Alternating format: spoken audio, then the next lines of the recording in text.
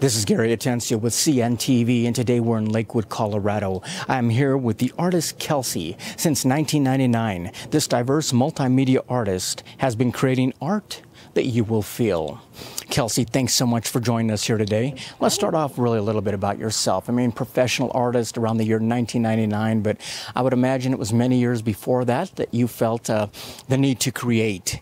Tell me a little bit how this journey started for you. I was very young. I lived on a beach in Maine, and one of the things I would do is paint rocks, and I would sell them to the tourists. So very young, pre-10 for sure. And just my whole life I've been very creative, and whether it's paint or drawing or creating sets. Or me, when I do a canvas, I want it, when people look at it, I want them to know that I did it.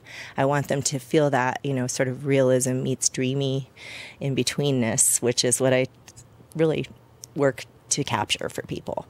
So, if I'm achieving that, if it's inspiring in terms of the canvas, it's something that's also accessible to people. Yes. For years, I did the body painting, and one thing that the body painting did for me was sort of create an escape. I know that sounds strange. You'd be in front of thousands of people, but you would also be behind your model. And so it would sort of shield me from having to be social. I know that sounds strange, but that's just sort of how I dealt with it for a long time. And I was very successful in that arena. Now, my goodness, there's so many wonderful body painters. When I started doing the body paint, it was really quite a phenomena to be on a block in the middle of a dance floor. I mean, some of that goes with age, where it's like, okay, I want to refine my environment a little bit more and have a little more peace and quiet and have my gluten-free bread in the cupboard when I need it and things like that. So, things change, and I think the canvas fits where I am now. I mean, the paint combinations that you use, the strategies, the techniques that you're able to paint with, do you find that throughout the years as you gain more experience that you can almost become more riskier with what you're able to put on that canvas and really use some colors or imagination maybe you wouldn't have done before? Absolutely, actually. And I've really stepped into this place in the last year of really allowing the paint to have its own voice in the piece. So sometimes, I'll have a very specific thing I'm going for, but the paint will take it into a completely different direction. And so it becomes a different sort of communication with the paint, and I am truly in love with the new style that I've come out with, because it's not just the paint, it's also how I'm applying the paint. Some of it's fluid, but also some of it is very much a pre-meditation, if you will, and so the paint will get poured, and then the paint becomes more like a piece of paper than an actual piece of paint, and then I can use that in various ways to create a different dimension in the canvas, or maybe pop a little piece out where I want a little extra detail. I can use that extra layering in a really neat way, and I think it's really creating an individualized style for myself, which I'm very excited about. So you, as the artist, you choose the medium, be it paint, but yet actually the paint is chosen almost by the art itself, like you say, and the way you create it is almost chosen by the art itself of how it wants to be expressed out there. So I imagine there's a certain amount, like you said, of meditation or of actually listening or feeling what might happen there. Yeah, and I'm finding it to be a very healing space to be in, to just sort of allow, I don't want to compare it to prayer, but for me it is a very spiritual process. It's been very healing. I've kind of gone through some things with physically here the last several years. It's been a little tough, and I have found it to be incredibly healing to get back to the art and to allow that to flow. And then also, surrender control, because, a lot of times, even in school and whatnot, you learn these technical rules, and if you don't stay within that box, but to me, that just kills the art. So as soon as you start to surrender and you let the paint do its part, it becomes a whole nother level of creativity, and I just love it. I mean, obviously the best way to experience your work is in person. I mean, to gaze at it, look at it. But now with the World Wide Web, the internet, is it exciting for you to be able to create a platform out there where you can actually share your work really across the world? Actually, it is. I've recently built a website. It's the artist Kelsie with an IE.com. And you can go, and it's wonderful. Right now, I have about 30 pieces up. You can go in. It's quite a shopping experience. You go into the album first.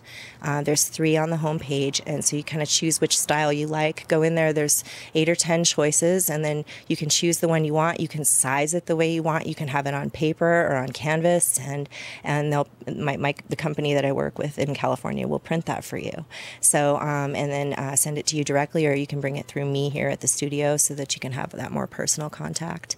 And so, yeah, I'm finding that that's becoming more and more popular, and I'm excited about it because, you know, once we really get this back out there, it's going to really enable me to make the artwork very within reach for everybody. And that way, you know, if you've only got $10 to spend, I can get you something with the image you like on it. And that's sort of my overall goal for connecting with everyone. Yeah. That is pretty exciting. I mean, as a viewer experiences your art, what do you hope they experience? What do you hope they take away? Well, I think it's going to be different for everyone, which is the nature of art. For me, I think people can take away a feeling. It's going to be different for everyone, and my pieces really go in all directions. Sometimes they're very dark and sometimes scary. I've even painted pain. So there's a way to really express those darker feelings, but to somebody else that might be very enlightening, or it really ranges through the eye. It just completely depends on the observer, really. I mean, as an artist, you've created your entire life. I mean, that's a true artist. You're not limited by the medium, although your canvas is your favorite. You're not limited by it. I mean, art to you can be sharing a recipe, sharing a medicine, audio, sculpture, anything out there. Is that important to you to always be open to different mediums? Very, actually, and it's awesome that you're asking that, because for me, I'm so multimedia.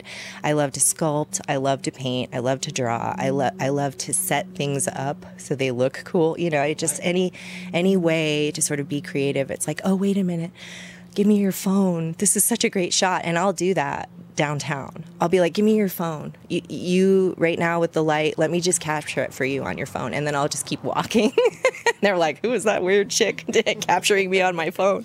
But they get the coolest pictures, you know? And so, so I just kind of do that wherever I go. And I'm really hoping to do, even with the pieces we've done, some of the originals, I've been doing these sculpted stone frames that sort of accent the originals, and it sort of takes them to another level too, because it's a whole nother media on top of the multimedia. So they're quite nice. We'll have to make sure you get a picture of those.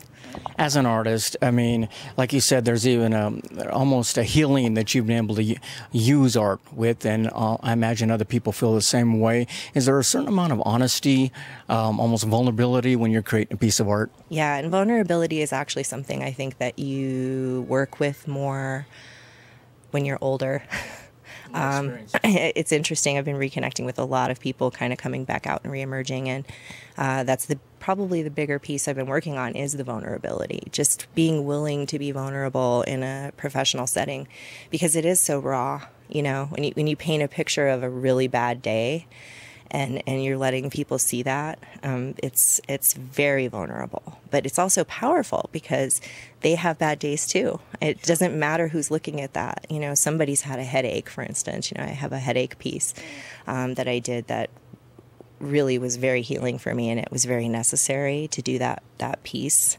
And I call it headache with neuropathy, because I suffer with both quite frequently. But again, it's getting better, and to be able to visually sort of externalize that and be able to put that outside of yourself so that you can observe it, it's a very healing process, for sure. I viewed your work online. I mean, the use of color is amazing. Some of the pieces seem to jump off of the screen. There's almost a certain there's a different energy from each piece. Do you feel that you can look at a piece maybe years later and almost capture that energy that you had back when you were creating it? Yeah, and that's actually something that I'm doing, and the paint is helping me with that. But when I see something, that's what'll come out. And oftentimes, you try to do something very specific, and the paint, all of a sudden you're in this completely different space. And again, it's open-hearted. So it really does. It really, does become its own thing. And sometimes you're surrendered to that, or at least that's where I'm getting as an artist, is being able to surrender to that. And so, when we do a body paint piece in the studio, there's all of these lightings and technicals, and I'm not in that brain space. So I have to have that present to take care of that part while I'm doing the creative part. And I find that it's, to balance that too, and to expand that again and bring those mediums together, it's going to be a lot of fun. So I'm excited to bring that to Denver and beyond. That is exciting. I mean, for the folks out there, be it on a website, on your platform out there, or even in person, those folks that support you, your art patrons, do you almost feel like a connection to them, a commitment to them to continue your work? Absolutely do, yeah. And honestly, I think it's connecting with people that's bringing me back out. It's not so much, making a lot of money or trying to outdo. I got there in my 20s. You get really competitive in your 20s. For me, it really is about connecting with people again, and not setting those things up. In a gallery situation, I'm not behind that model anymore.